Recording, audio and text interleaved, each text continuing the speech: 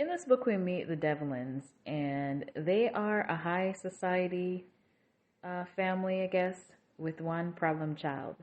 So they have a family business with which is a law firm, and um, the dad runs the law firm, and the children are TJ, who's a problem child. He has had a, I guess, a less than spectacular life compared to his siblings. He has been in jail in the past, but they have him on at the law firm as an investigator. He kind of messed his life up because he had all opportunities that he at his disposal, but just didn't. And so we meet the brother John, who works at the law firm. He's kind of like the golden child, and they also have a sister. She works at the law firm too. I can't remember the sister's name. It'll come back to me, I hope. All right, so at the start of the book, they're supposed to meet at the family home. I believe it was the dad's birthday. So TJ gets a call from John, and John wanted to talk to him, and he tells him how that he killed someone. Now, the way he's telling the story, he makes it seem like it was an accidental thing. The guy tried to attack him, he hit him with a rock, and, he thinks he killed him. Now, he's coming to the brother because the brother, the brother has been in jail. So now, let me turn to the criminal to get some advice. And this is kind of similar, the kind of dynamic in a sense, because even though he's trying to clean his life up, I feel like the only person in who really showed care and faith, or who showed the most care and faith in him, is his sister. His dad is kind of skeptical because he had been on and off the train with his um, addictions multiple times, and so it's like, you say you're doing it, but I don't know if I quite believe you. Kind of, is where he's at. So they decide, okay, well, let's go back and see, is he really dead? And then we have to figure out what we need to do, because of course John is an attorney, and he doesn't want to go to the police about this because that's murder. Now, the time that this is happening, they're working on this huge acquisition for this company, and the guy who was killed is an accountant for the company. And he goes into the story. Well, we find out that there's some embezzlement going on, and this is something that the company does not want to leak out because that's going to affect the acquisition. So they were supposed to meet at some far out place. It's by some quarry. It's just a weird location, but he claims supposedly that's where the accountant wanted to meet him. And so when they went back there, they saw the car. I believe the car was still there, but the body, there was no body anywhere. So then now where is the guy? Now John is a little bit relieved because there's no body. Maybe he really didn't kill him.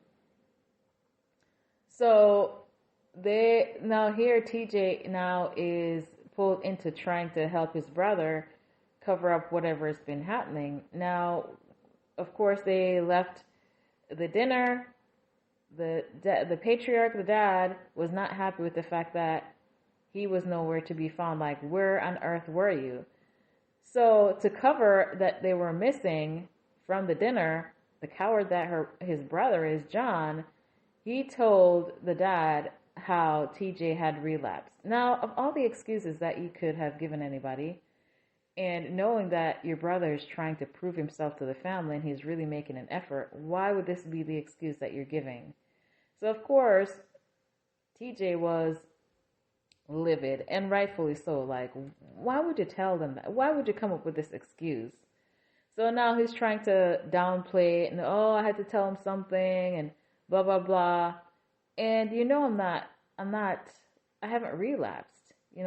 This was kind of like the excuse, he had to tend to his brother, blah, blah, blah, blah, blah.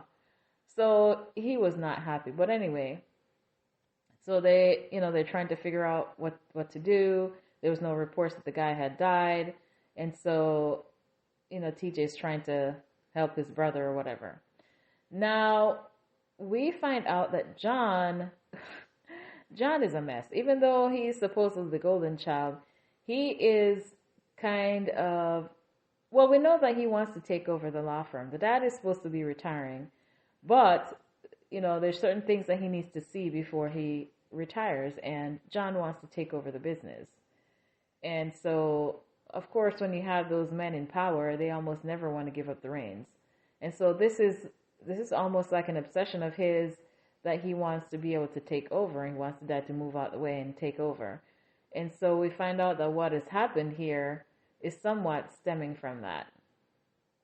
Now, finally, after a while, the body is discovered of the guy, and based on what's been reported, he had died like a few hours prior to him being found, which means that John didn't really kill him, because he would have, the autopsy or whatever would have shown that he had died much sooner than what was being reported.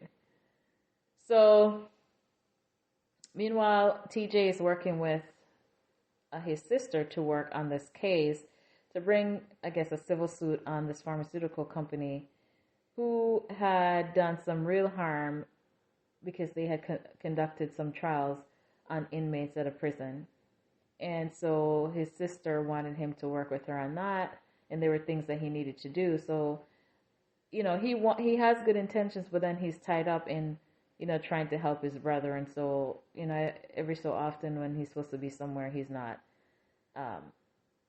But he wants to be able to get this over and done with and prove to his family that, he's not really in remission, but he hasn't relapsed, so he has to keep this story going. But anyway, as we go through this whole thing, they want to try to save the acquisition. John had told his dad how, there were some discrepancies with, later in the book, they find out that there were some discrepancies with the billing that John had going on. And TJ, before this has happened, had tried to tell his dad that something, there were some kickbacks or something with the accounting at the firm that was going through the acquisition. And of course, the dad didn't believe him, but the sister had kind of, backed him a little bit and asked the dad to call the company to verify some information. Of course, when he called and talked to the CEO there, they denied there being any discrepancies with certain information that TJ had told them.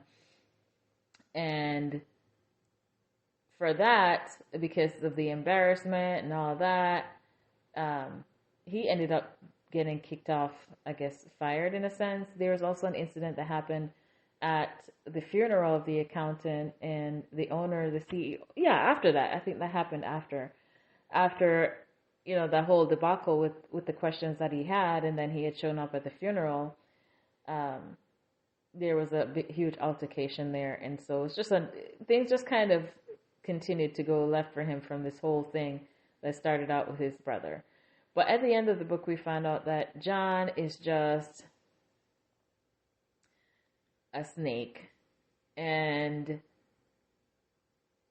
he's just, I don't know, has no conscience, basically, because we later find out that none of the family knew this, but we found out that he's married and had a son, but nobody knew that he was divorcing his wife. And so there's some information that came out about his marriage that nobody knew about him. Of course, he has this facade that's going on to the public, and he made it seem like, he was working all these hours, he had all these billable hours, and of course, in a law firm, that's the standard. You need billable hours. But, there are other things that were going on behind what he was doing. And they had to try to do some things to make this right, because if what he's been doing were to come out, that would just ruin the company. Of course, the dad, had to want to cover up for him, to be able to save the company. But also, I feel like the dad was doing that too, just because that's his golden child.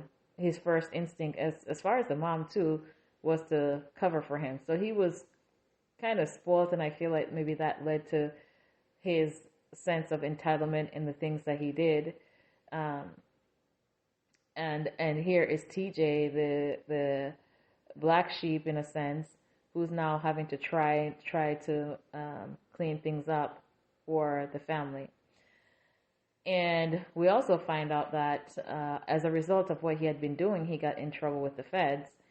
And there was somebody in the family who, they tried to say, stop him from doing some things that he was doing, and he wouldn't. So he was reported to the Fed. And of course, when this came out, the parents were livid.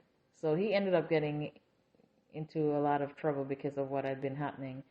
And finally, TJ was able to get vindicated. And in the end, he really did turn his life around. Things kind of, he had new dreams and goals after this all happened, and he pretty much solidified basically where he was in his sobriety and what he wanted in his life, and he was no longer like, just floating along in life with no sense of purpose. So this book is called The Truth About the Devlins, but I feel like I was expecting it to be like the whole family being evil, but it really wasn't. And I just wonder why they name it The Truth About the Devlins, because the sister wasn't really evil. That she didn't really do anything bad other than, and I wouldn't really call that bad. The parents, other than enabling the son or spoiling him, they didn't really do anything bad that you would think from the name of the title. So John was the only person that I saw who was real evil in the family. So the title of the book kind of threw me off. But other than that, I enjoyed this one as well.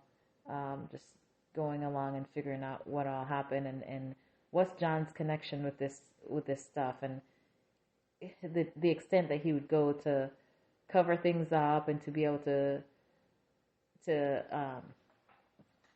get his way, and the reason why he was doing certain things. We find out that TJ, although he's the black sheep of the family, the person whose business is always out there, John has his secret addictions as well. So TJ wasn't really the only one with addictions, although he was the one who's front and center as the black sheep.